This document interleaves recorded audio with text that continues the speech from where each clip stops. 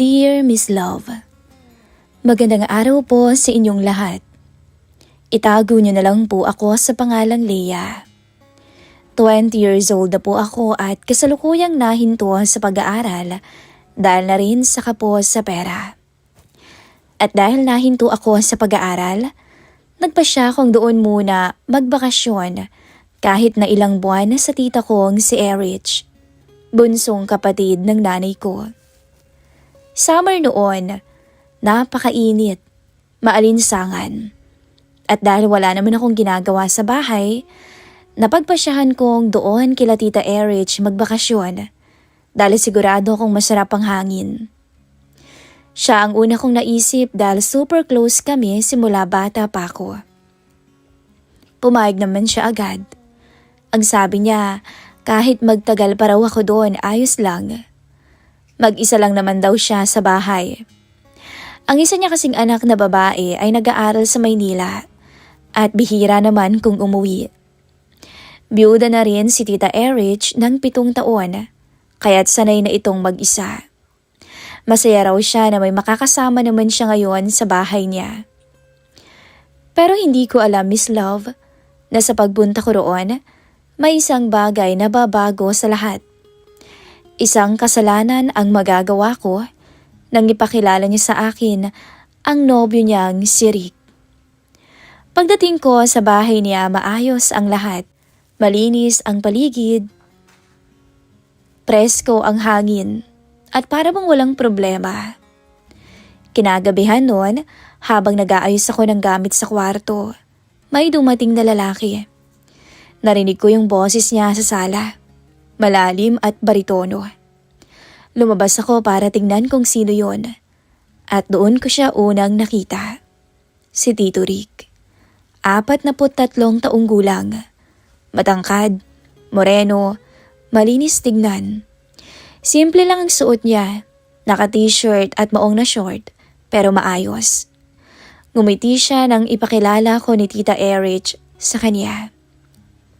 Ahan, pamangkin ko nga pala si Leia. Nagulat pa ako noon. Hindi ko kasi alam na may kasintahan pala si Tita Erich.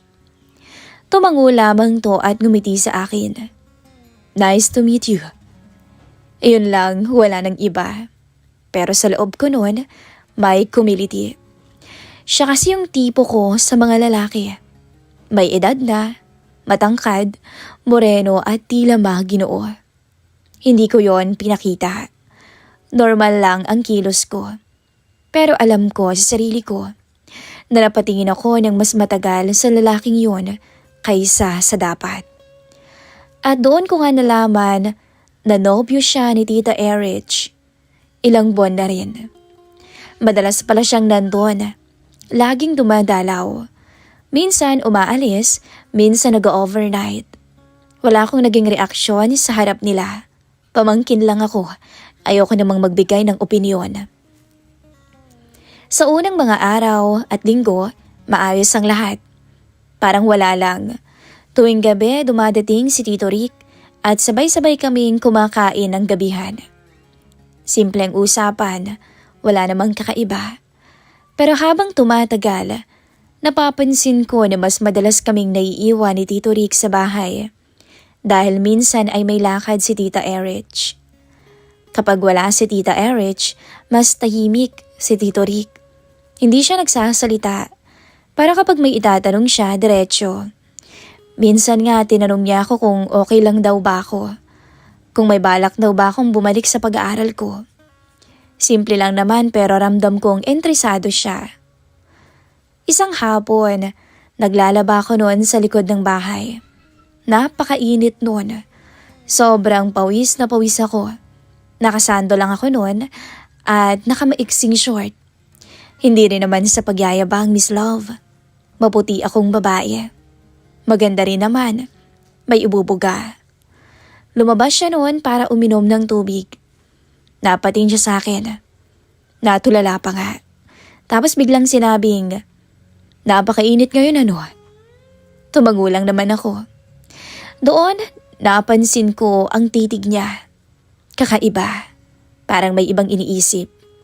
Pagkatapos noon, pumasok siya ulit. Ako naman ay hindi mapakali. Doon nagsimula ang kaba sa dibdib ko.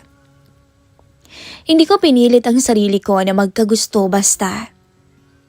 Tuwing maririnig ko yung yabag niya sa bahay, naaalerto agad ako. Tuwing lalapit siya, para bang may kuryente sa balat ko. Alam kong mali, pero hindi ko rin kayang pigilan ang sarili kong nararamdaman nung mga oras na yon.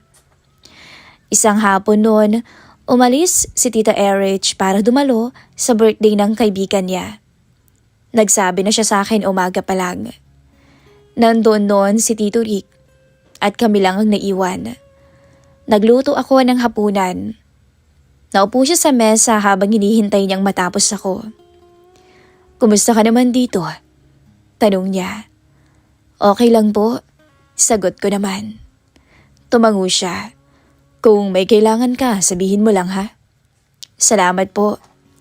Habang kumakain kami, nagkaroon kami ng time na magkakilala pa ng lubos. Nagkakwentuhan kami ng matagal-tagal. At doon ko nalaman na binata pa pala siya. Matandang binata. "Talaga ho? Hindi pa kayo nagkakaroon ng asawa?" "Hindi ba halata?" Sabay tawa niya.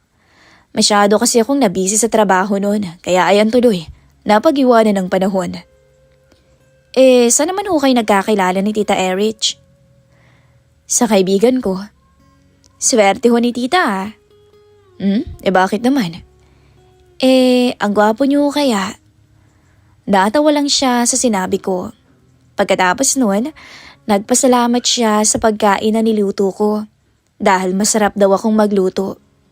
Siyempre ako naman, kinikilig nun. Pagkain lang ang pinuri niya pero pakiramdam ko, malulusaw na ako sa sobrang kilig. Kinagabihan, hirap akong matulog dahil siya lang ang laman ng isip ko. Para akong kitikiti na hindi mapakali. At mula noon, naging mas komportable pa ako sa kanya. Mabilis lumipas ang mga araw. Napansin ko na araw-araw naman palang doon na umuuwi si Tito Rick para bang nagli-live-in na silang dalawa. Hanggang sa nangyari Miss Love, ang gabing hindi ko talaga makakalimutan. Gabing-gabi na noon nung magising ako. Hindi dahil sa masamang panaginip, kundi dahil sa mga boses na naririnig ko mula sa kabilang kwarto. Mahina lang naman, pero malinaw dahil sobrang tahimik na ng buong paligid. Boses ni Tita Erich at boses ni Tito Rick.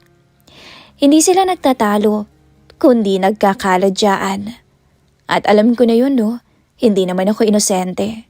May karanasan naman na ako sa mga ganong bagay. Tsaka matatanda na sila. Ang akin lang naman nun, bakit naman kasi ang ingay nila? Ayan tuloy, pati ako nagising. Nakahiga lang ako nun sa kama, nakatitig sa kisame. Pilit kong sinasabi sa sarili ko na huwag makialam, na hindi ko naman dapat pinapakinggan yun. Pero habang tumatagal, mas nagiging malinaw ang mga salita. Hindi ko man naiintindihan lahat, pero ramdam na ramdam ko na ang tensyon. Maya-maya lang, tumahimik na ang paligid. Pagkatapos, isang pinto ang marahang sumara. Hindi na ako nakatulog ulit. Nauhaw ako. O baka ginamit ko lang na dahilan ng uhaw para bumangon. Lumabas ako ng kwarto ko, dahan-dahan para hindi makagawa ng ingay. Tahimik na ang buong kapaligiran. Madilim at tanging ilaw na lamang sa kusina ang binuksan ko. Kumuha ako ng baso at nagsali ng tubig.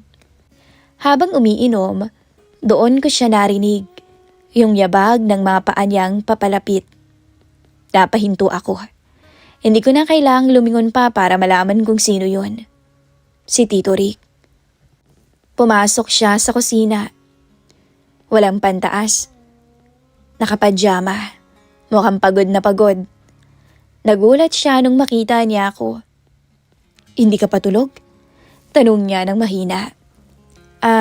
Umiling ako. Nagising po, nauhaw lang." Tumango siya at lumapit sa ref. Kumuha rin ng tubig. Tahimik kaming dalawa, Pero ramdam ko ang bigat ng hangin. Para bang masikip ang kusina kahit maluwag naman. Narinig mo ba kami? Bigla niyang tanong. Hindi na ako nagsinungaling. Tumango na lamang ako ng bahagya. Kaunti lang ho. Napabuntong hininga siya. Uminom siya ng isang basong tubig tapos binaba ang baso. Pasensya ka na ha? Naku ayos lang po. Sagot ko. Saglit kaming natahimik ulit. Gusto ko nang bumalik sa kwarto ko. Dahil alam kong parang delikadong manatili. Pero bakit parang ayaw naman gumalaw ng mga paa ko? Maya-maya, lumapit siya ng kaunti. Sapat para maramdaman ko ang presensya niya. Hindi naman niya ako hinawakan. Pero nagsalita siya sa mababang tono. Leia, alam mo ba na... Putol niya. Na ano po? Tanong ko dahil pinutol niya ang sasabihin niya. Wala, kalimutan mo na. Tito Rick naman, niloloko mo na naman ako eh. Wala, ang sabi ko ang ganda mo yata ngayon. Parang may kumiliti sa dibdib ko noon. Bola ka na naman. Nagkatinginan kami. At doon, sa ilalim ng ilaw ng kusina, hindi ko sukat akalain na mangyayari ang hindi dapat. Hindi naman siya gumalaw agad, para bang pareho pa kaming naghihintay kung sino ang unang gagawa ng hakbang. Hanggang sa siya ang unang lumapit. Maingat lamang at mabagal na para bang binibigyan pa ako ng pagkakataong umatras. Pero hindi naman ako umatras. Hindi ko na maalala kung sino ang unang humawak. Ang alam ko lang noon, bigla na lang kaming nagkalapit. Leia, bulong niya. Parang huling paalala. Pero hindi na ako sumagot pa. Ang mga sumunod ay ang sandaling hindi na namin malilimutan. Unti-unti siyang lumapit. Tapos hinawakan niya ang mukha ko. Hanggang sa dampian niya ako ng halik sa labi. At doon naman ako napapikit. Tito Rick, anas ko. Ayos lang ba sa'yo? Kung gagawin ko rin sa'yo yung narinig mo kanina? Hindi ako nakapagsalita. At dahil sa matagal na rin naman akong may gusto sa kanya, type ko siya. Hindi na ako nagpakipot noon. Unti-unti akong tumango. Napangiti siya. Kitang-kita ko yung ngiting tagumpay niya. Hanggang sa ang halik na yon ay lumalim. At habang tulog si Tita Erich, ako naman noon ay gising na gising. At pagkatapos noon, hingal kami pareho. Ayusin mo muna ang sarili mo. Sabi niya sa huli. Pagkatapos ay bumalik ka na sa kwarto mo. Magpahinga ka na. Tumango naman ako at tahimik na umalis. Hindi na ako lumingon pa sa kanya. Sa loob ng silid ko, naupo ako sa may kama. Nanginginig pa ang kamay ko noon. Hindi dahil sa lamig, kundi dahil sa ginawa namin. Hindi ako umiyak dahil hindi naman ako nagsisisi. Ang una kong naramdaman ay takot. Takot na baka maulit. Takot na baka hindi pa ito ang huli. Kinabukasan, parang okay naman ang lahat. Magkasabay kaming nag-almusal ni Tita Erich. Nandun din si Tito Rick. Wala namang kakaiba sa kilos niya. Wala ring kakaiba sa boses niya. Pero tuwing magtatagpo ang tinginan namin, mabilis akong napapaiwas. Alam naming pareho ang nangyari sa kusina ay hindi aksidente. At alam naming pareho na hindi pa yon ang huli. Na doon nagsimula o magsisimula ang lihim naming pagtataksil. Pagkatapos ng gabing yon sa kusina, Miss Love, nasundan pa yon ng ilang beses. At ang mas masahol, nasanay kami. Sa una, pinilit pa naming iwasan ang isa't isa. Normal ang lahat sa harap ni Tita Erich. Kumakain kami ng sabay-sabay. Nagkukwentuhan silang dalawa tungkol sa araw nila. At ako, nakikinig lang ako na para bang walang bit-bit na sikreto. Pero kapag nagkakasalubong ang tingin namin ni Tito Rick, parang laging pinapaalala ang nangyari sa amin noon sa kusina. Hindi na namin yun pinag-usapan. Pero ilang araw lang ang lumipas na ulit-ulit. Nangyari ulit sa kusina. Madaling araw noon, gising na naman ako. At siya rin. Isang tingin lang sapat na. Parang pareho na naming alam ang galaw ng isa't isa. Palaging may kaba na baka marinig kami. Palaging may takot na baka biglang magising si Tita Erich. Pero tuloy pa rin kahit na kabado. At doon nag-start ang pinakadelikado. Ang pagpupuslit. Kapag nandyan si Tita Erich, mas nagiging maingat kami. Isang saglit lang na sulyapan, isang tahimik na pagdaan sa kusina. Nakikita kami sa likod bahay, kunwari ay may kukunin. Hindi man araw-araw pero madalas. Hindi ko alam kung kailan naging normal lang ganito. Hindi ko rin alam kung kailan ako tumigil magtanong kung tama ba. Ang alam ko lang, bawat araw na may nangyayari sa amin, mas nagiging delikado pero napakahirap namang pigilan. Hanggang isang gabi, nag-chat siya. Gising ka pa? Opo. Kita tayo mamaya pagtulog ng tita mo. Sige ho, sa dati pa rin. Minsan, habang magkasama kami ni Tita Erich sa may sala, nanonood ng TV, magba-vibrate ang phone ko. Isang mensahe mula kay Tito Rick ang dumating. Isang emoji na alam naming kaming dalawa lang ang may alam. Delikado, alam ko, pero hindi ako tumigil.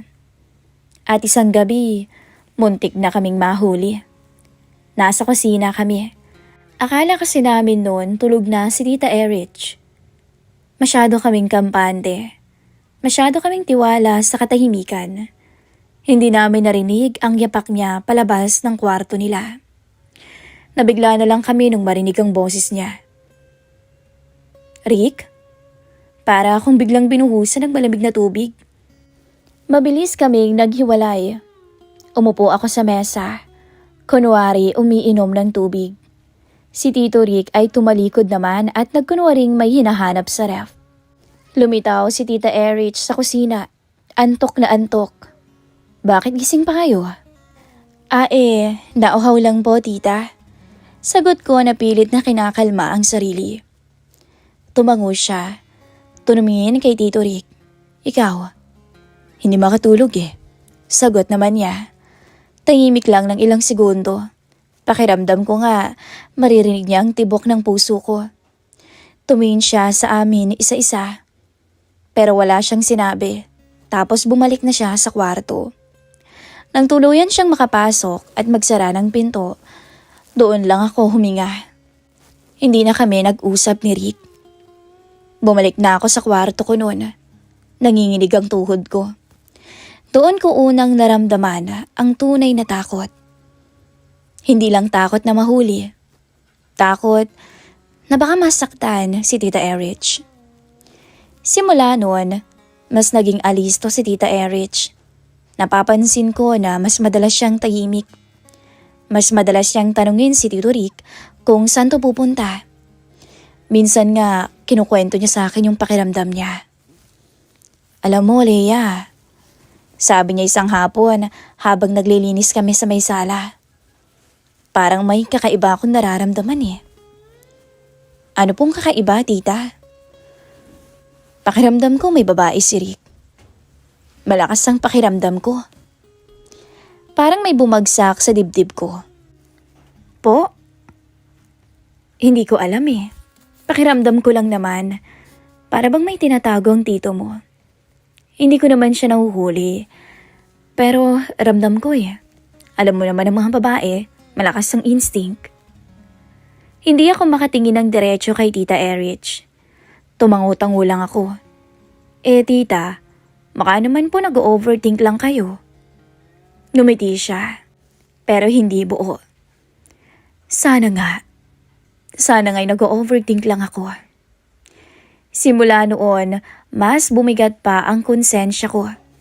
Kapag nagkukwento siya ng hinala niya, ako ang nakikinig. Ako ang tinatanungan niya ng opinyon. Ako ang kausap niya sa gabing hindi siya makatulog. Pero ang hindi niya alam, Ako rin ang dahilan kung bakit nagdududa siya ngayon. Samantala, patuloy ang chat namin ni Tito Rick. Pero mas maingat na kami. Minsan kahit magkatabi kami sa sala, o kaya nasa kusina siya, nasa kwarto silang dalawa ni tita, magka-chat pa rin kaming dalawa. Alam naming mali. Alam naming mas lumalala.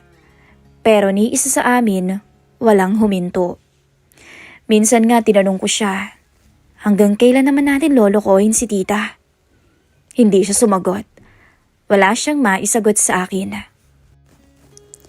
Hanggang sa dumating ang gabing hindi ko kayang kalimutan. Akala ko sanay na ako. Akala ko kontrolado ko na yung takot ko. Pero mali ako. Dahil kahit gaano mo katagal itago ang isang lihim, darating ang araw na kusa itong lalabas. At ang mas masakit pa, kung kailan hindi ka ready. Nasa kwarto ako noon. Tulog si Tita Erich. Si Tito Rick ay nagpunta sa kwarto ko. Hindi naman nabago yon. Ilang beses na rin namin ginawa yon. Palihim, mabilis. Alam naming mali pero paulit-ulit pa rin naming pinipili. Hindi ko namalayan kung gaano kami naging kampante. Hindi namin narinig ang pagbukas ng pintuan sa kabila. Sakto noon, magkahinang ang labi naming dalawa habang nasa kama kami at gumagawa ng milagro. Maya-maya bigla na lang bumukas ang pinto ng silid ko. Bumulaga si Tita Erich. Nakatayo siya sa bungad. Nakapako ang mga mata sa amin. Hindi siya sumigaw noon, pero ang mukha niya parang naubusan ng hangin. Para bang biglang gumuho ang mundo niya sa harap namin. Leia? Mahina niyang sambit. Nalambot ang tuhod ko noon at hindi talaga ako makagalaw. Si Tito Rick ang unang tumayo. Halatang nagulat, halatang naguluhan.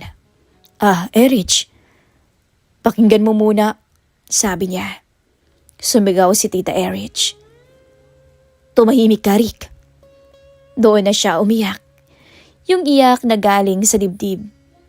Yung iyak ng sakit. Lumapit siya sa akin.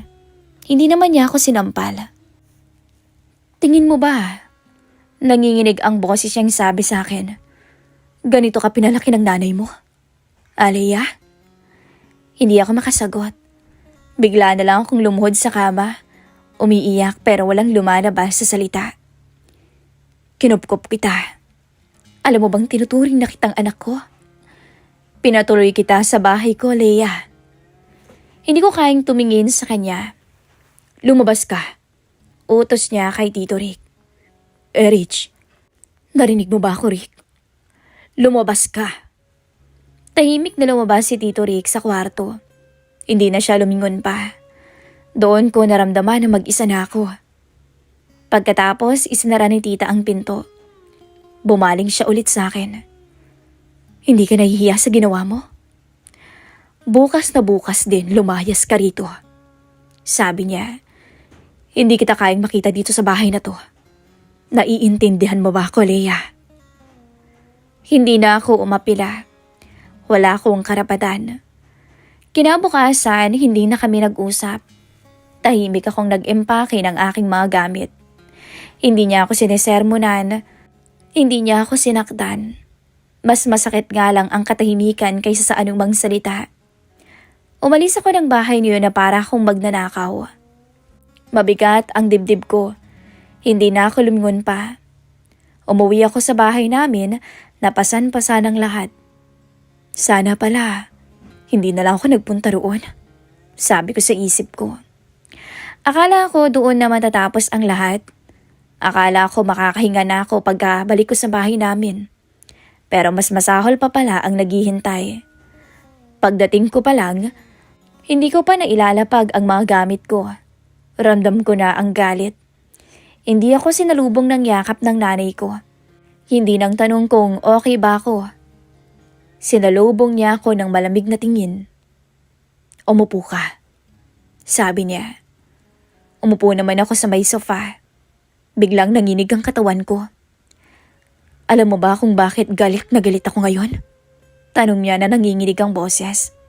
Umiling lang ako kahit alam ko na ang sagot. Nagmamaang-maangan ako. Tumawag ang tita mo. Lahat ng ginawa mo, sinabi niya. Parang may sumabog sa ulo ko. Sinumbong pala ako ni tita. Hindi ko inaasahan yun pero hindi na rin naman ako nagulat. Anak, nanginginig ang boses ng nanay ko. Pamangkin ka niya. Nobyo niya yun. Hindi ka nahiya sa sarili mo. Binaba mo ang sarili mo.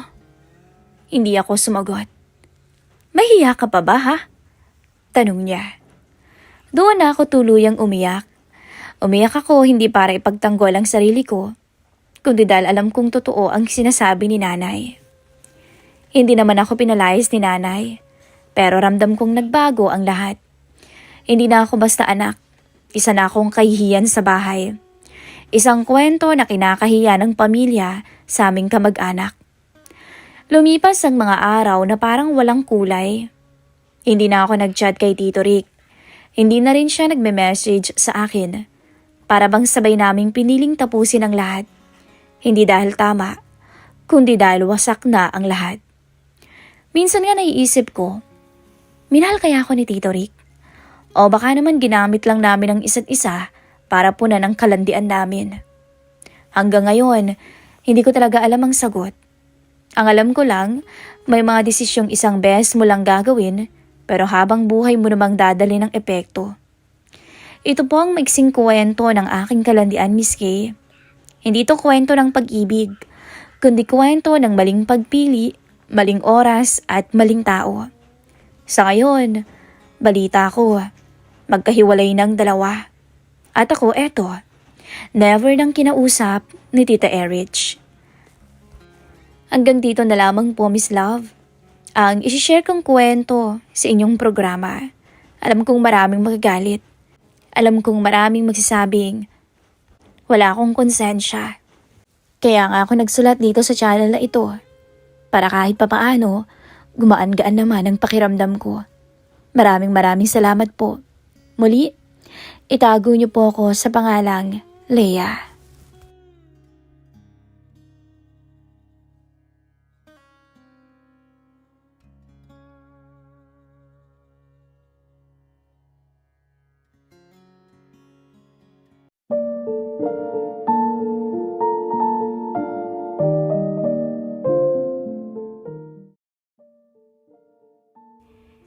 Isang kwento ang ating tunghayan ngayong araw. Isang pagkakamali ang pinagsisisihan, ngunit di naman magawang malimutan ang kakambal na alaala nito. Ating pakinggan ang kwento ni Leia. Hindi niya tunay na pangalan. Si Leia ay 24 years old na.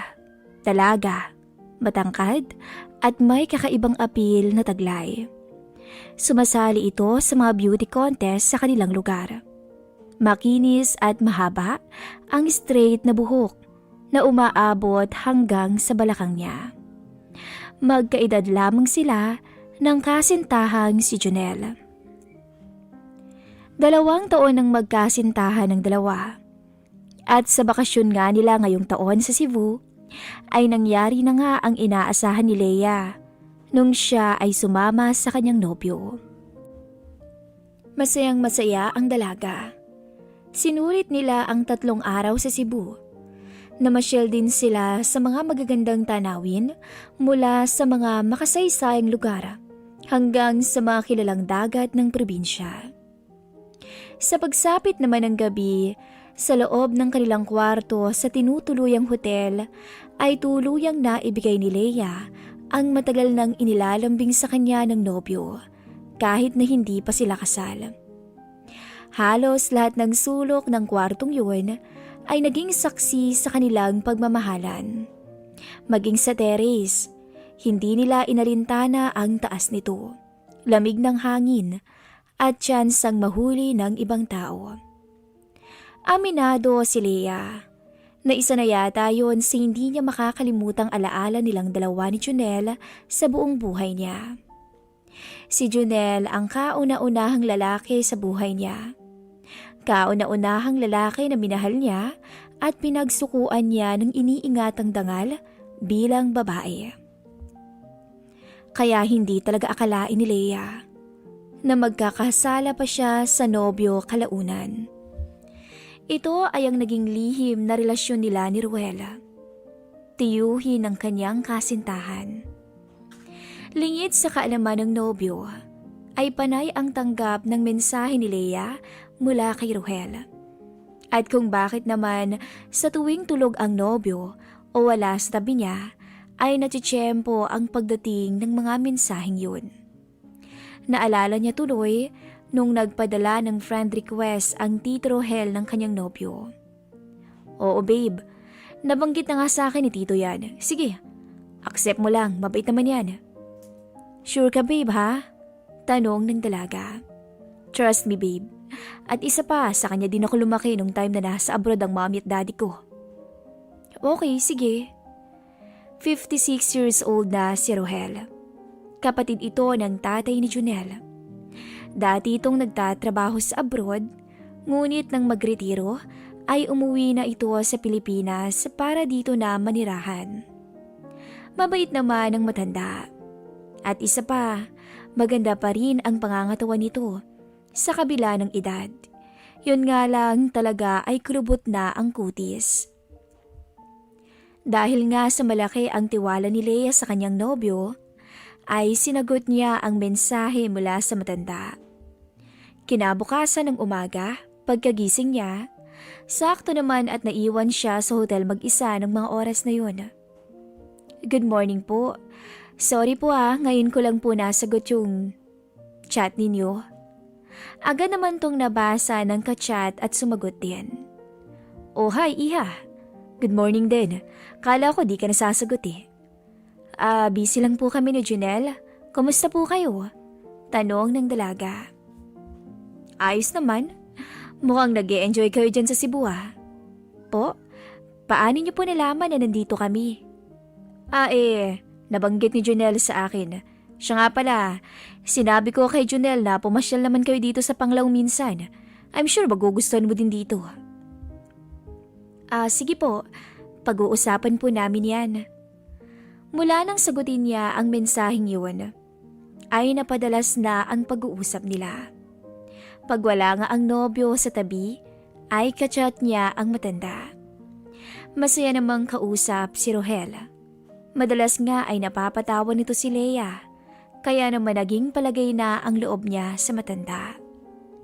Nagpatuloy pa rin ang pag-chat nila kahit nung umuwi na sila ng Tagbilaran. Dahil nga madalas ay bihira silang magkita ng nobyo, gawa nga ng trabaho nito, ay natutuon ang oras ni Leia sa pakikipag-chat sa matanda. Bagay na hindi alam ng kanyang kasintahan. Pero kahit ganon, hindi naman siya nakakalimot sa nobyo para kumustahin. Mapatawag man o mensahe. Kaya lang sadyang abala lang talaga ang nobyo niya sa trabaho. Hindi naman niya ito minamasama, bagkus ay iniintindi pa dahil sa pagmamahal niya sa lalaki. Lumipas ang mga linggo. Masipag itong si Rohel na kumustahin ng dalaga. At lagi naman niya itong napapasaya. Minsan nga ay tinatawagan pa niya to. Sari-saring paksa ang napag-uusapan ng dalawa. Hanggang sa di inaasahang pagkakataon, ay nauwi sa ibang tema ang naging pag-uusap nila. Kailan kayo huling nagkita ni Junel Iha? Halos isang buwan na rin po. Nagkakausap naman ba kayo? Opo, kaso saglit lang kasi raw po, madami siyang deadlines na dapat tapusin. Minsan nga po di niya nasasagot yung tawag ko eh. Talaga yang si Junel kung ako ang naging boyfriend mo, hindi pwede sa akin ang ganyan. Kayo talaga? Hayaan niyo na ho, busy lang talaga sa work yun. Nagdaan ng halos 10 minuto, pero hindi sumagot ang ka-chat ni Leia. Andyan pa po ba kayo? Busy na po yata kayo? Hindi naman Iha. Nagpalit lang ako ng suot. Medyo maalinsangan kasi ngayon. Ganun po ba? Bakit po? Nakapajama po ba kayo kung matulog? Hindi iha. Nakasandot boxers lang. Ay kayo talaga? Mapagbiro po talaga kayo? Hindi naman, ikaw ba iha? Ano bang suot mo pag natutulog? Napatigil si Leia sa mensaheng yun. Pero dahil kampante siyang katsyat ang matanda, ay sinakyan niya na lamang to. Sando lang din po.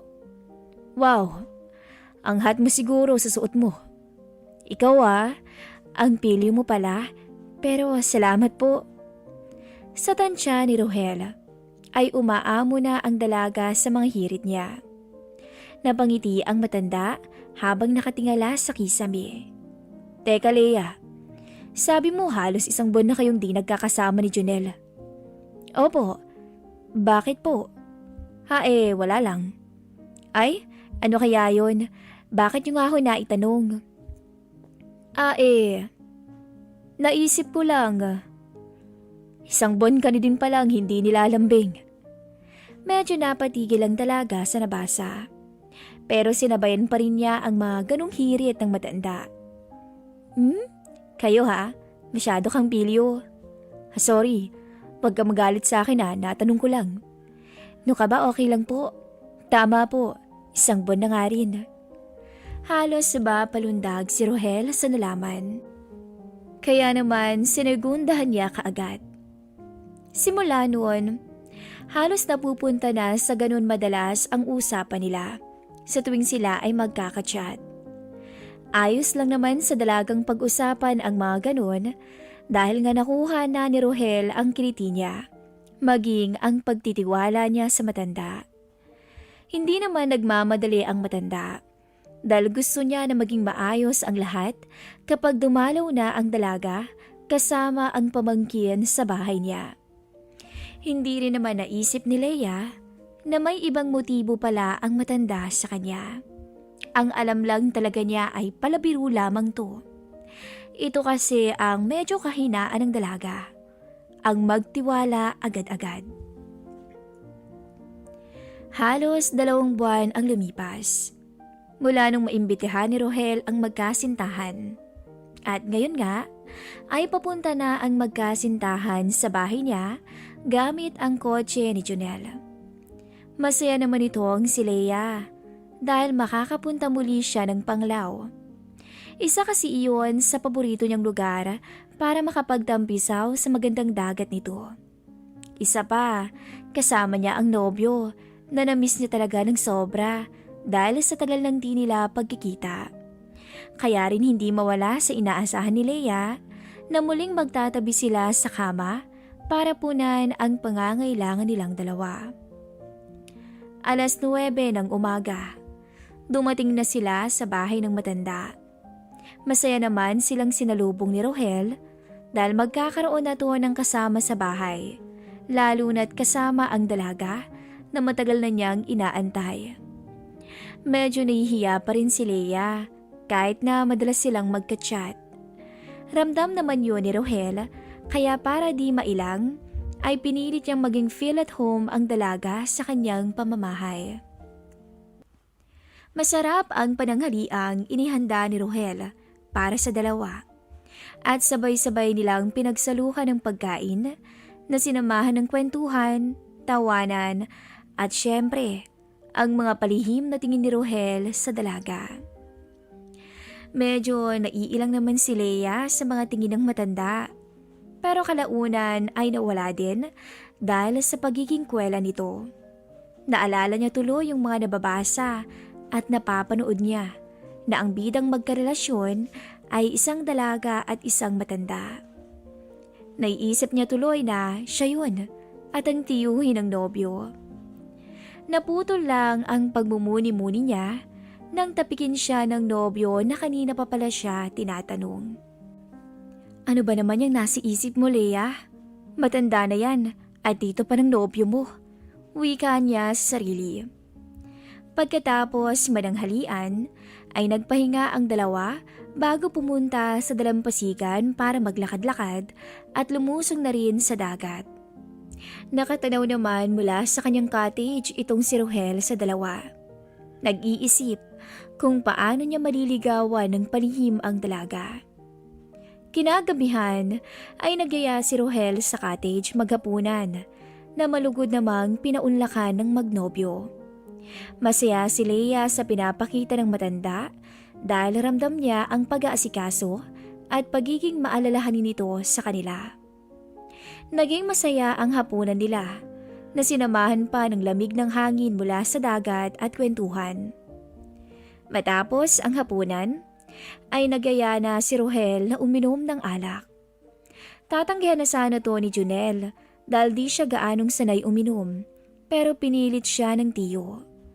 Wala namang nagawa ang nobyo kundi pagbigyan na lang ang matanda. Alam kasi ni Rohel na hindi talaga umiinom ang kanyang pamangkin kaya ito ang naisip niyang paraan. Sa kalagitnaan ng inuman ay masayang nagtatawanan ng tatlo. Magkatabi ang dalawa at sa tapat naman nila nakaupo si Rohel. At sa tuwing magtatama ang tingin nila ni Leia, ay nginingitian siya ng matanda. Tumagal ang inuman nila dahil sa pagiging madaldal ni Rohel at di nila namalayan na 10:00 na pala ng gabi. Medyo hilo na ang dalaga sa dami ng nainom pero ang matanda ay mukhang di pa tinatamaan. Si Junel naman ay di na rin makausap ng maayos at pipikit-pikit na. Tito, hindi ko na kaya. Mauna na ako sa inyo. Wika ni Junel. O teka, may isang bote pa tayo Junel oh. Alam niyo naman ho na mahina akong uminom. Akmang tatayo na rin si Leia nang pigilan siya ng nobyo. Babe, samahan mo na lang si Tito Rohel para maubos na yung huling bote. Siya nga naman Leia. Ubusin na lang natin to para matapos na tayo. Wika ni Rohel. Pasensya na po talaga. Paano babe? Sunod ka na lang pagtapos na kayo ha? Wala namang nagawa si Leia. Dahil mismong nobyo na niya ang nakiusap na samahan ng matanda. Sa isip-isip niya, ilang lagok na lang naman yun, kaya nagpaiwan na rin siya. Nang makaalis na ang nobyo, ay nagulat siya dahil nakaupo na pala sa tabi niya ang matanda. Ginulat niyo naman po ako. Bigla ang wika ni Leia. Sorry Iha, ang layo ko kasi sa'yo kaya lumapit na ako. Tugon naman ni Rohel na nakadantay na pala ang kamay sa sandalan ng inuupuan nila. At tulad ng dati, ay panay ang kwento ni Rohel sa dalaga. Si Leia naman ay nakikinig lang at tumatawa dahil likas na palabiro ang matanda. Pero sa kabila nun, ay tinamaan na talaga ang dalaga at medyo hilo na rin sa dami ng nainom. Ewan ba ni Leia? Pero parang bigla ang nag-iba ang pakiramdam niya kahit na malamig ang simoy ng hangin. At saka alam niya ang kakayahan niya pagdating sa inuman. Oo, hilo siya sa dami ng nainom, pero yung feeling niya ay ngayon lang siya parang kinabahan ng ganito. Hanggang sa napansin na lang ng dalaga ang pagdantay ng matanda sa kanyang legs. Nagulat man sa naging kilos nito, ay di niya ito matutulan. Hindi niya maintindihan ang sarili. Ang alam lang niya ay ibang babae siya ng mga oras na yun. Maya-maya paglingon niya sa katabi ay nakangiti ito sa kanya at hinawakan ang kanyang pisngi at nagtangkang ilapit ang labi sa kanya. Maliho ito. Tanging lumabas na kataga kay Leia. Shh! Tayo lang naman ang tao dito, Iha. Isa pa, sigurado kung bagsak na si Junel. Tugon ni Rohel. Pero, mali po talaga to. Paulit niya. Mali ba? Pero bakit parang iba ang sinasabi ng mukha mo? Sagot ng matanda. Hindi na nakasagot pa si Leia dahil tama nga ang tinuran ni Rohel. Pero may alinlangang pa ring tanong niya. Huwag kang kabahan Iha. Akong bahala sa'yo. Hindi na nakatutol pa ang dalaga. Tuluyan na itong nadala ng sitwasyon. Lalo na nang bigyan siya ng malambing na halik sa punong tenga patungo sa labi niya. Sadyang pilyo ang matanda at hindi na pinakawalan pa ang pagkakataon na iyon. Yumakap si Rohel kay Leia na nooy tila wala na sa katinoan na parang nakatulala na lang sa kawalan. Sa puntong yun, nakalimutan ni Leia ang nobyong nasa kwarto lamang at mahimbing na natutulog. Ang kaninang nag-aalangan ay tuluyang naging matatag na subukan ang mali at bawal. Hanggang sa namalay na lang ni Leia ang sarili, nakusang yumakap sa matipunong matanda. Unti-unti ring napahaplos sa katawan nito pababa na tila ang hiya ay tuluyang napulbos na parang abo at tuluyang naglaho. Malinaw sa mata ni Leia ang ekspresyon ng mukha ni Rohel. Ang saya at galak ng mga oras na yun. Saksi ang cottage na iyon sa pagkakasala ng dalawa at sa paglipas lang ng minuto ay tuluyan silang nakontento. Nang makapag-ayos ng sarili at makapagpahinga, ay nagtungo na sila sa loob ng bahay. Tinabihan ni Leia ang nobyong naghihilik at plakda sa kama. Pinagmasdan niya to. At tanging isang salita lang ang lumabas mula sa kanyang bibig. Sorry. Hindi niya magawang umiyak o magalit sa pananamantala ng matanda sa kainaan niya. Aminado kasi siya. Nakusa rin siyang pumayag. At kahit na may edad na to, ay talaga namang napahanga pa rin siya nito pagdating sa kama. Kaya't wala siyang masasabi dito. Isa lang ang alam niya sa sarili niya ngayon. Kailangan na nilang makaalis sa lugar na iyon upang hindi na ulit maulit pa ang kataksilan nila ni Rohel. Hanggang sa nakatulugan na nga lang ng dalaga ang pagbabalik tanaw sa nangyari sa pagitan nila ng matanda. Hanggang dito na lamang po ang binahagi ni Leiang istorya sa atin. At paalam.